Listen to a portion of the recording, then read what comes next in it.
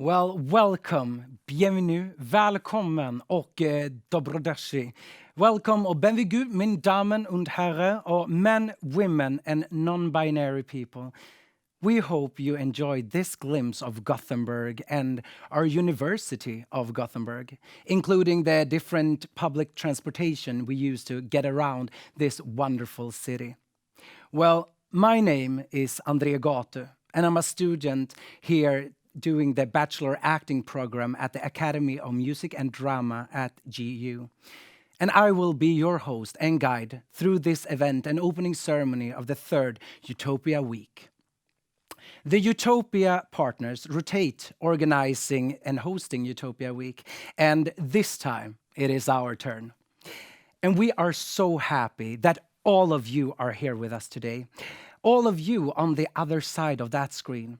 And if this is the first time that you're hearing about EUTOPIA, then let me tell you a little bit about it. We are an alliance of like-minded university. And in addition to the University of Gothenburg, we are CY, Cergy Paris University, University of Ljubljana, Pompeu Fabra University, and University of Warwick, and Vrije University, Brussels. And before we begin to introduce the speakers, I will start to telling you a bit about the program this week. There is definitely something for everyone. And yes, I mean for you and you back there, for me, and of course for you in there, in your dorms or in your house or your home office. Each day, we will have a theme, and today is our welcoming and inclusive day theme. Tuesday is education, and Wednesday is local and global cooperation, and Thursday is research theme, and Friday, well, we round off our journey at the closing ceremony. We have an exciting hour ahead of us, and the presidents of all the EUTOPIA universities will be joining us virtually, as well as our Secretary General and, of course, the Student Council President. We'll also be hearing from one of our global partners, as well as two very special guests. With me here in the studio and at the safe distance, of course, is the EUTOPIA president and Vice-Chancellor of the University of Gothenburg, Eva Wiberg. Eva, EUTOPIA is a journey that we are on together, whether you've been involved before or not. And has this been a good time to explore new ways to cooperate? Can you tell us more about the EUTOPIA and the Utopian journey so far? Honored guests, Eva Wiberg. Dear Utopians, and thank you so much, André, for introducing us to our EUTOPIA week, and once again, a warm welcome. Well, you asked me to say something more about the Utopian journey so far. Actually, I would say we're doing pretty well. So we started formally the journey in 2019, and this was only one of 17 successful alliances in the first EU call. And I'd say that we rectors, we presidents, we decided even if we wouldn't have got the money, we would have gone on with the alliance all the same. And I know that we are just at the beginning of our journey, but we've done a lot. But of course, the pandemic caused unforeseen delays. Initially, this made it harder to stay on track. But then everyone got together and adapted. We have adapted and adapted. We found new ways to get to the same destination. And it even arrived at some new destinations sooner than anticipated. And we are also extending the connections. We're making new connections with global partners, and I'm really happy that we've contributed all 6 to this. We're working within and across borders to ensure that there is compatibility between alliances and between nations. Strong compatibility will make for a smoother journey for students and staff. And yes, Andre, we will still need these virtual gatherings right now. But in these times, when we aren't able to travel to see each other, we need to find the silver things, the silver linings, the positives. For one, if we'd held this event, this Utopia Week on site, we probably wouldn't have been welcoming as many of you to this Utopia Week. But still, of course, we want to meet. We're really longing for that, and we will meet in person. Also, seeing what we've been able to put together for this week, and you've seen the program, and in so many other aspects of Utopia in each and one of the universities, and despite truly missing seeing you in person, I am encouraged to see how much we can accomplish in this way too.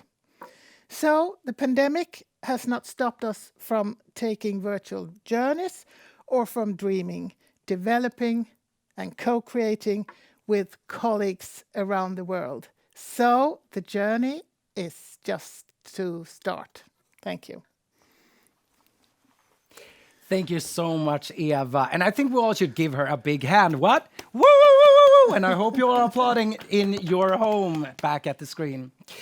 So we have come a long way. And as Marcel Proust wrote, the real voyage of discovery consists not in seeking new landscapes, but in having new eyes.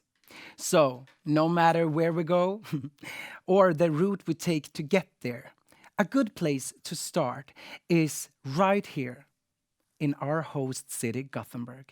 And who best to tell us more about this, the pearl of Sweden's best coast, than our own governor of Västra Götaland. Ladies and gentlemen and non-binary people, Anders Danielsson. A warm welcome, Anders. And the floor or screen is yours. Thank you very much, Andre, and thank you, Eva, for inviting me to your meeting.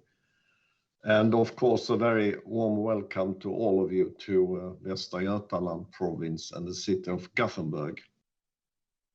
Of course, I would have been even more excited if I had the possibility to welcome you here and meet you in real life, as we say today.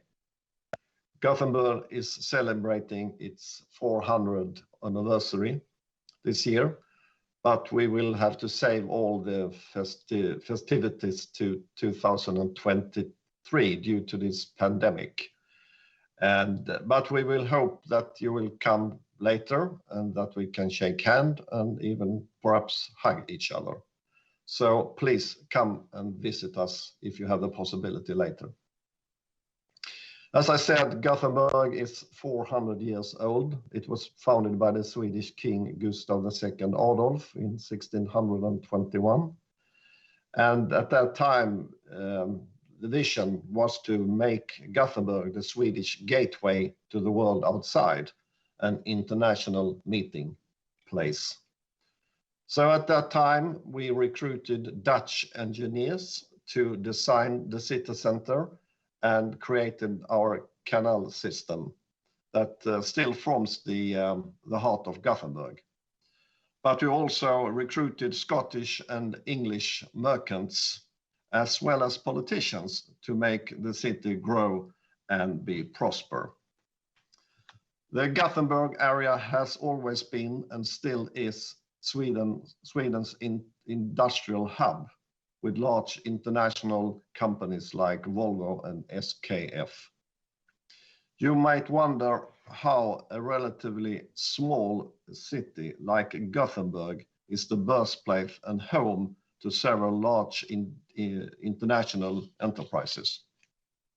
I think a part of the answer is the multi-helix system that creates a close collaboration between industry, the academia, the public authorities, and civic organizations. From the perspective of the public authorities, such as national agencies that I represent, I can say that we are very keen on being a part and stimulating the prosperous development of our society. In order to achieve a sustainable development, we sometimes impose regulations and new requirements in society. This might by some viewed as obstacles. However, I believe that these are primarily the driving force for finding new solutions and innovation that triggers us to be in the forefront. Here in Västra Götaland, our ambition are very high. Our goal is to become the world's first carbon neutral region by year 2030. This is of course a tougher requirement than the national ones, which in turn is stricter than European Union's and other international requirements. This means that we are driven to be at the forefront, navigating to be for a better future. Of course, we will not be able to reach our goals without a close collaboration with the academia, where scientific progress is put into practice. And we need wider perspectives through international collaboration like EUTOPIA. Your work is extremely important, not only in the academic world, but for the overall development of our societies. And thank you very, very much for that. I wish you all fantastic days and fruitful meetings. And please come and visit us in real life as soon as possible and when this pandemic is over. Thank you very much and good luck. Oh, coffee time. Yes. Thank you so much, Anders, for a very interesting speech that you gave. In Sweden, when we hear something that good, we always need to just let it land together with some Swedish traditional fika. Well, more about that later, huh? Now we will turn to EUTOPIA's fantastic Secretary General, Nikki Muckle. And as we say in Swedish, she is spindeln i nätet, or the spider in the growing EUTOPIA web who pulls strings at all levels. Nikki, what more can you tell us about the destinations ahead for EUTOPIA, please? Thank you, Andre. Hello, everybody. I can't believe that we're at EUTOPIA week 3. It's really great to be able to see everybody this week. And Anders, certainly we would love to be in Gothenburg, and we certainly will visit once we are able. Just before we look forward, this is perhaps a point to look back as well. We are almost at the midpoint of the first phase of EUTOPIA, which is our pilot phase. That will be at the end of May. So this is perhaps a point where we look back at what we achieved as well as looking forward. It's certainly not been the 18 months that we thought it was going to be for very obvious reasons, but also we've achieved an awful lot that we perhaps weren't expecting to, not least that in addition to our pilot activities, we have 2 new projects. We've appointed our first round now of postdoctoral fellows. They've just been appointed in the last few weeks. And we have a whole new project on our research collaboration. So things are looking very different to how they did 18 months ago. And I would encourage everybody just to take a moment to look back at what we have achieved and how far we have come in the last 18 months, because actually, particularly given the circumstances, but even given the circumstances, we've achieved a huge amount. It's also, though, as you said, a moment to look forward. A lot is going to happen in the next 18 months. We've got to a stage where we're really going to start trying to bring everything together, but also where we're going to start seeing some of the learnings from the work we're doing. And that will give us a lot to think about how we take those learnings and develop EUTOPIA for the future. So thinking about how we go forward, it's certainly not going to be the future that we thought we were looking at. We have increased digitization. We're going to have a world where we're perhaps not going to be traveling as much as we were. And we need to think about what EUTOPIA will look like in that context. So what is the role exactly of an international alliance in this new world for universities? How is that going to affect our education model, our research collaboration, our student mobility, but also a world where perhaps there's a revised or a new role for science. So the way in which science can address our local, international, regional issues, and how we can work with our international partners, with our regional partners, to address those challenges that we're all facing. And also that we have to do this inclusively. We have to take this forward in a way that includes all our partners and all our staff and students. And all our presidents in a moment, hopefully, are going to say a little bit about each of those areas. So you'll hear a little bit more on each of those. So this Utopia Week really, as has been said already, is about our journey and about how we look forward.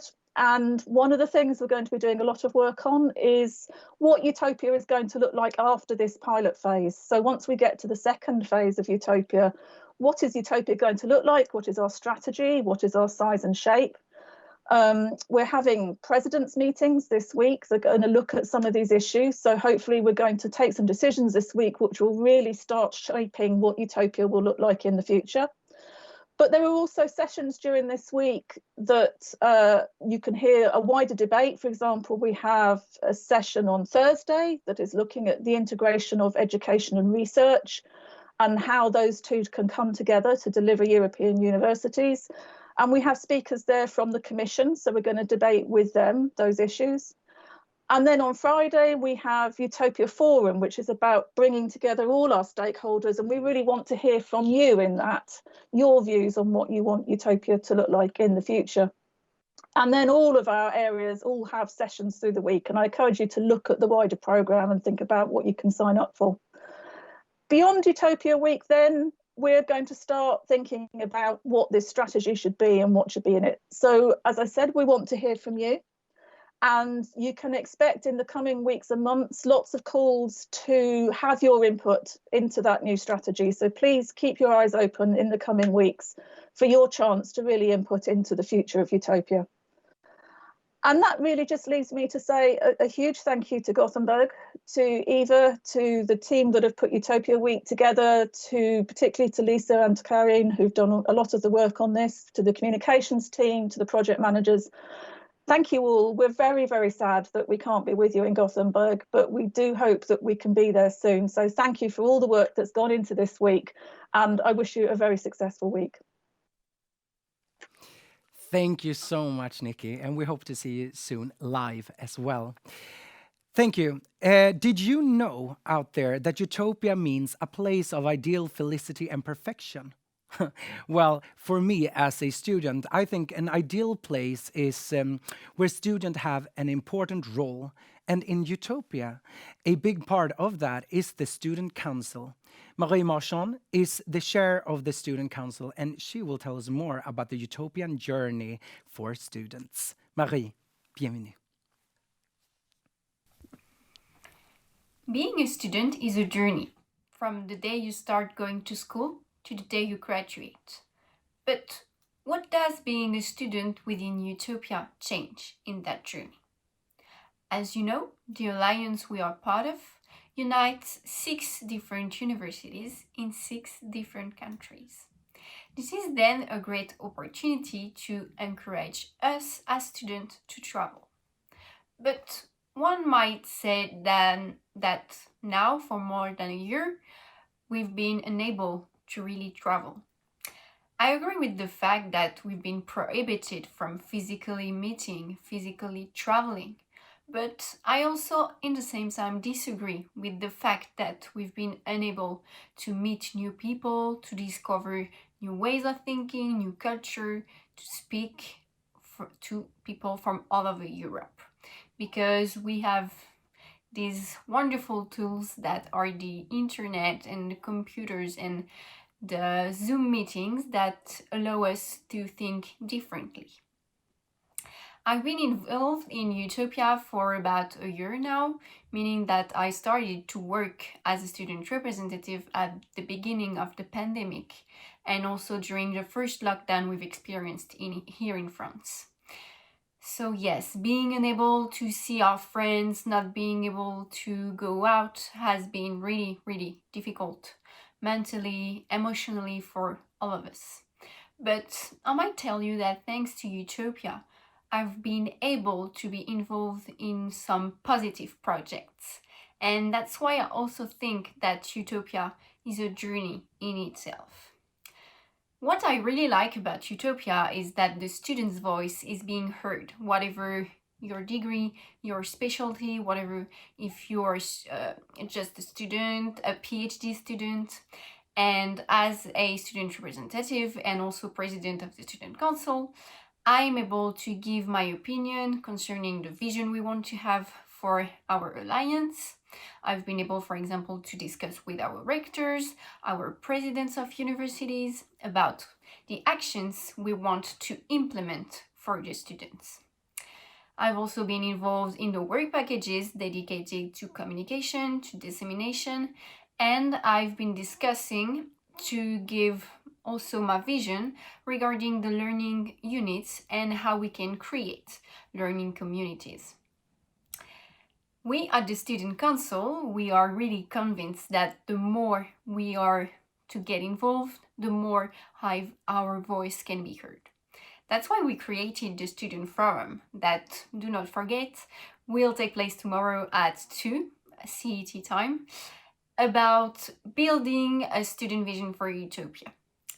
The forum is a place where every student of the Alliance can come, meet with us, to debate some important issues. And one of our biggest pride is the first forum that we had, which resulted in the creation of a student commission on sustainability. This commission is made of two members per university, and they are currently thinking of a guide of good practices that we could implement within our campuses regarding all the sustainability issues. Finally, we've also created the Student Think Tank, which will be a space where you will be able to speak out your voice, to publish some papers on important issues.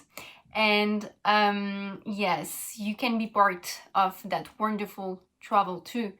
You can follow different courses that are being organized in other universities, and you can of course reach us if you want to participate in any way. We really need you to accompany us. So to me, being part of Utopia is like driving on a winding route with several roads, all going to the same destination. But some roads are not even yet built yet, and you don't know either where you're gonna make some stops. But just know that during this journey, you're never alone, and you're the ones who can help create those roads. So Utopia is a place where you can share ideas across borders. Thank you so much, Marie. I actually been an active student in the student union and with the leadership throughout my time here at GU. So I understand what it takes to do what you do. So thank you. But enough about me. Instead, I want to welcome our wonderful rectors and vice-chancellors and presidents of the Utopia Alliance members. First, a question for the rector of the University of Ljubljana, Igor Papič. Igor, we mentioned that each day has a theme, and today is Everyone is Welcome to Utopia. But what is Utopia doing to encourage inclusion? Do you have some highlights from the journey so far? Honored guests, Igor. Thank you, Andre. Yes, what we are doing for inclusion. Now, probably more than ever in a post-COVID world, inclusion remains one of the main strategic pillars of the Utopia Alliance. In the pandemic, we witnessed huge inequalities in terms of access to quality education and to the digital resources. But we also realized the importance of physical mobility and the need for an integrated approach to virtual and blended learning and mobility. The Utopia Alliance respects in full the key principles of inclusion. We understand that diversity enriches and strengthens education. We engage students as key stakeholders. In the forthcoming year, Utopia will follow the higher education transformation agenda and will also continue on developing the innovative and inclusive Utopia learning communities, help increase participation of Western Balkans partners, undertake all necessary steps to adopt and promote digital tools that will provide equal access for all, encourage participation and establish the institution Utopia ambassadors. Our strong partnership will continue to foster inclusion, not only social and regional, but also digital, societal, and cross-sectoral inclusion expected at the level of the higher education systems. Thank you. That was a minute and a half, I hope. Back to you, Andre. It was perfect, Igor. Thank you for those inspiring words. Next, I'd like to turn to the rector of Vrije University, Brussels, Caroline Pauwels. Caroline, despite the pandemic, the Utopia education model, including the learning units, have come a long way. Looking ahead, what is on the horizon for the Utopia education's offerings? On guests, Caroline. Dear Andre, dear Utopia friends, dear supporters, ambassadors, and fans. The educational model indeed has come a long way. Today, we already have 18 connected learning communities up and running across our campuses, and there are 12 more to come by the beginning of 2022. With our connected learning communities, we connect students, staff, and other stakeholders in inter-university networks. Through innovative learning techniques and co-creation of courses material and exchange of expertise, these connected learning communities tackle today's and tomorrow's grand societal challenges. What does this look like in practice? Well, our connected learning communities develop cross-campus learning activities that are and stay embedded in the curricula of each of our universities. A particularly strong point and even a unique feature of Utopia is that our educational model does not force innovation top-down. Instead, with Utopia's European resources, we build on and reinforce existing examples of innovative best practices in open and active learning. National and European resources thus reinforce and complement each other beautifully. It is the EU principle of subsidiarity brought into practice, so to speak. By the end, and this is looking forward, of the Utopia 2050 pilot project, we will have realized 30 connected communities that are spread over as many as our faculties and departments as possible, connecting hundreds and even thousands of our students, staff, and other stakeholders. But our ambitions indeed go even further. We want to add research to our connected learning communities and create connected and, of course, creative learning and knowledge communities. As innovation is already part of Utopia, since we involve stakeholders from outside academia in our idea of placemaking, we gradually but steadily move towards a true integration of education, innovation, and research. And this integration of innovation, education, and research is indeed at the topic of one of our Utopia Week sessions on Thursday. So looking forward to meet you there. Thank you. Thank you so much, Caroline. And very good said. I liked it. And I do like Swedish fika. Next, we will be hearing from Rector of Pompeu Fabra University, Jaume Casals, and he will tell us about Utopia's connection with its local communities and how Utopia sees the associated partner as travel companions on the journey. Unfortunately, he was unable to be here in person, but here is his video. Jaume. Hello. This is probably my last week in Utopia. I mean, my last Utopia's week. And I would like to say something around what is the meaning of Utopia for me in our journey of these last years. I think that it happens something like what Kant said on David Hume, that David Hume had interrupt his dogmatic slumber, I think. This is in the first pages of the Prolegomena of Kant. I would like to say that Utopia has interrupted my dogmatic slumber, because we are all times in the middle of our local problems, in the tangle of customs and of rules that are the precedents, in fact, of our life in universities. And we are wrong. Utopia means something really clear.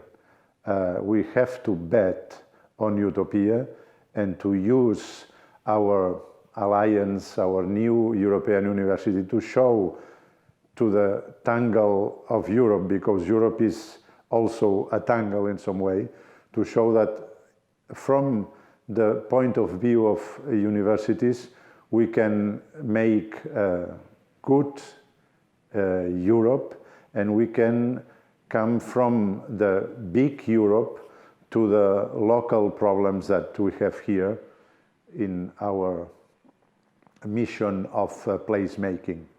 Then I want to say that my bet, my principal bet at this moment is Utopia, and I want to say enjoy this week. Thank you very much, everyone, and congratulations, Eva, and all the team of Gothenburg for this organization. Thank you so much, Jaume. You will be dearly missed, and we wish you the best of luck on your new journey. But next will be the president of CY, Cergy Paris University, François Germinet. My question for you has to do with making Utopia a sustainable alliance. François, what groundwork is being laid to ensure that Utopia's journey will continue to the year 2050 and beyond? François, bienvenue. Yes, hello everybody. So happy to be with you today. It's a little bit sunny in Paris. I hope that it's the same in Gothenburg and in the other cities. A few seconds to tell you that Cergy is a university with that takes care of governance and management issues, art and heritage sciences, mathematical modelizations and artificial intelligence, and fourth theme, innovative materials. So to answer to your questions, what would be the best way to ensure sustainability of our alliance, but also of Europe and of the planet? Then I would say that the best way to ensure sustainability is to promote solidarity. And maybe the best way to ensure solidarity is to create connected communities. Caroline mentioned that, Igor mentioned that, Eva, and also Jaume, and I'm sure Stuart after me.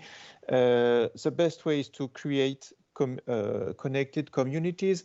And you see, we are still in the middle of this COVID crisis. And what I keep on saying to my students and to my staff is, of course, stay safe, but stay connected. Keep talking to other peoples, use internet, whatever you want, but stay connected. We have to create connected communities, and this is even more important than ever. And this is important today to survive to this crisis, not to stay alone, but it is also important to invent Europe. Once you know other people, you care about them and you care about the same things. And once you do that, you can face a common future for Utopia, for Europe, and for the planet. Thank you very much. Thank you so much, François. It was very beautifully said. Here in Gothenburg, we have almost minus degrees. We have hail and we have dark clouds and no sun whatsoever, but we're very happy for you guys. Next, I'd like to turn to Stuart Croft, who is the Vice-Chancellor and President of University of Warwick. Stuart, I've seen that many Utopia activities encourage a global outlook. And what is the next destination for Utopia's international agenda? Stuart. Thank you very much indeed. Here we have sunshine and we have also had snow today. So we are the connection between Gothenburg and Paris this morning. Thank you so much for the question. I think I ought to start by making the very obvious point that universities, of course, by their very nature, are global institutions. We are the home of communities of students and scholars from all over Europe and all over the world. And universities tackle global challenges through our research and through our education. And inevitably, internationalism is at the very heart of Utopia's agenda. One of our original commitments in our founding vision and strategy is for Utopia to act as an international gateway for the exchange of knowledge and learning across cultures. Everything we do as Utopia is based on building a European university. Through our work together, we develop the European dimension of our education and research.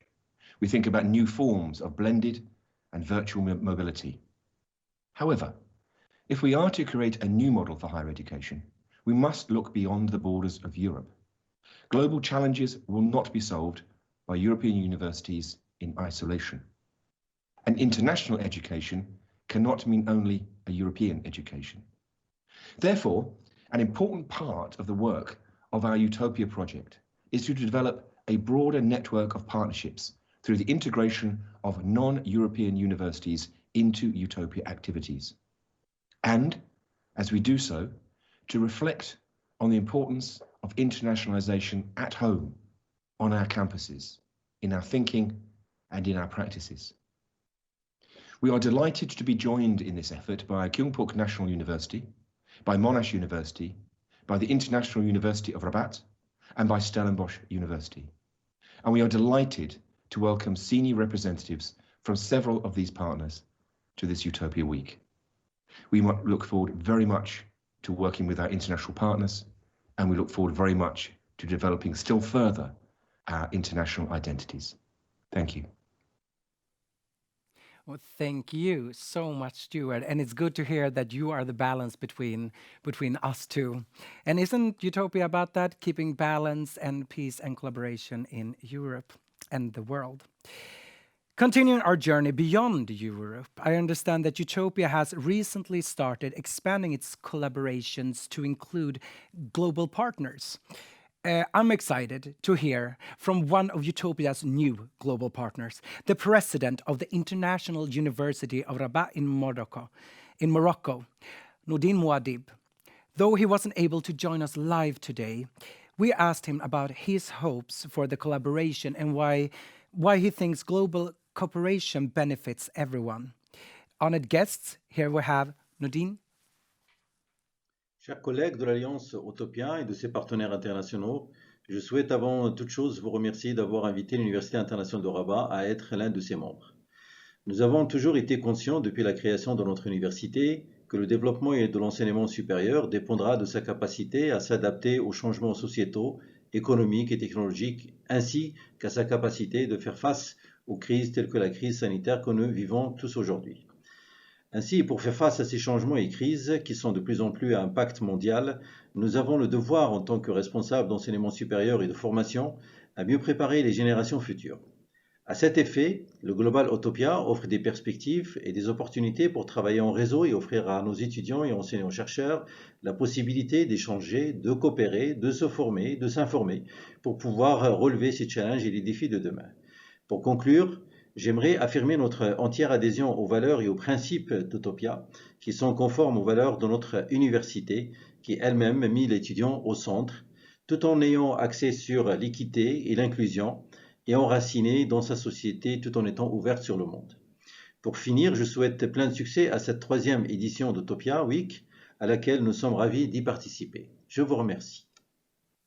Merci, Noureddine. We're all looking forward to seeing how this journey develops. And speaking of international dimensions, our next speaker has been a key figure in working with the United Nations Sustainable Development Goals, or SDGs.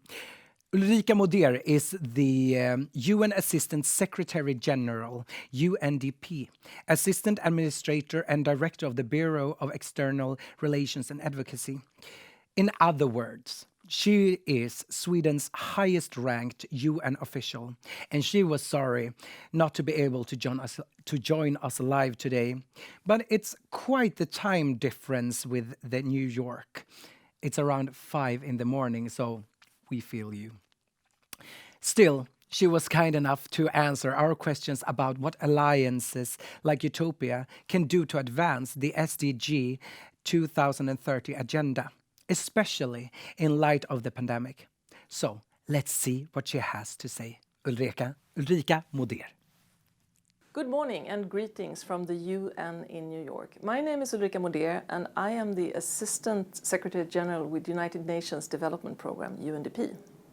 I would like to thank Gothenburg University, my alma mater, for inviting me to share some reflections on the 2030 Agenda and the future of sustainable development. As many of you may know, 2020 was supposed to be the crucial year for the delivery of the 2030 Agenda. It was supposed to be the year to launch a decade of action, giving us a platform to boost commitments and resources for the difficult race towards the 2030 and the achievement of the 17 Sustainable Development Goals, the SDGs. However, as we know by now, a decade of action has become a decade of recovery from what is the most challenging global crisis since World War II. So does this mean that the 2030 Agenda and other key commitments, such as the Paris Agreement, are less relevant today? Well, I would say quite the contrary. The pandemic is tearing at the fabric of our societies, putting an immense strain on our health systems, causing job losses in the hundreds of millions, and it is, as we know, the poorest and the most vulnerable who are the hardest hit. The pandemic brought to light and worsened inequalities, both within and among societies. And the pandemic is a stark reminder that people, planet, and prosperity are intimately connected and must be balanced if we are to have a sustainable future. It must serve as a turning point in how we think about and how we do development. So has the convergence narrative of development of the past 30 years run its course? Namely that technological catch-up, global trade, and the exponential power of income growth can drive progress, reduce inequality between countries, and lead to a point of convergence. In this view, development is about climbing a ladder and holding on to the highest rung possible. But what if development is not all about climbing a ladder? Our analysis at UNDP takes note of the remarkable improvements in well-being achieved over the past 3 decades, but it zooms in on a critical insight. The very dynamics that drove these improvements also drove inequalities, unsustainable patterns of production and consumption, gender inequality, and violence. Choices made today can have ripple effects long into the future. And some of these effects will be large enough to shift the course of fiscal, financial, institutional, and political constraints that had kept the SDG agenda off track prior to the pandemic. I'm convinced that countries and communities now have the opportunity for a transformational change as they build forward better from the pandemic, not back, forward. We need to jumpstart a green and fair recovery to accelerate our way out of the crisis, delivering well-being decoupled from the CO2 emissions, protective of nature, and increasing resilience against future shocks as the century unfolds. This will require not only immense investments, but also bold and forward-looking leadership at all levels of society. And this is why I am glad to be here with you today. Because we need more innovation and thought leadership to leapfrog towards a more equal and sustainable future. And here, of course, academia plays a critical role. Lifelong learning and expanding educational opportunities are key to tap into the creativity and brilliance of young minds and experienced professionals alike. We need more, not less, cooperation to build forward better from this crisis and to be prepared against future ones. This goes for the international level, among UN member states or the EU. But it's equally important among all actors that form our societies. EUTOPIA is a wonderful example of such a partnership, built on a shared vision of transformative leadership and change. I wish you all a fruitful and inspiring EUTOPIA week, and I look forward to joining you in person in a not too distant future. Thank you and best of luck. Thank you again, Ulrika, for your time, your inspiration and encouragement. It's fantastic to see exciting work being done by University of Gothenburg's alumni. And wow, what a lot has happened for EUTOPIA in such a short time, and especially despite the pandemic.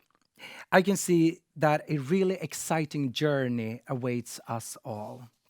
And before I turn it back over to Eva Wiberg for some closing words, I want to make a few important announcements and highlights. If you haven't registered, it's not too late. It's quick, it's easy, and just do it. Don't miss it out. Registration for each session will remain open until the session is over, and there is a fantastic smorgasbord for sessions to explore and attend. And don't forget the photo contest. The deadline is Thursday at 5 p.m. Central European Time, and winners will be announced at the closing ceremony on Friday, 12 noon to 12:30. And I mean, these are the prizes, some typical Swedish stuff. And this one is actually made at the University of Design and Art. And I think I actually gonna, just make a photo quick to participate. I think that's the best thing we can do, isn't it? Here we have, and there we do, and go, and we take a photo. Yeah, that's a winner right there. Let's see, and let's post. Done. Well, that's a winner. Enough about me. All the information about this and everything we talked about you can find at our website. So please, just check the link below in the screen. Dashling. Coming up next at 12:30, it's a fun, not too serious quiz about the many languages that we use in the Alliance. And let's not make a hen out of a feather. Just come and join us.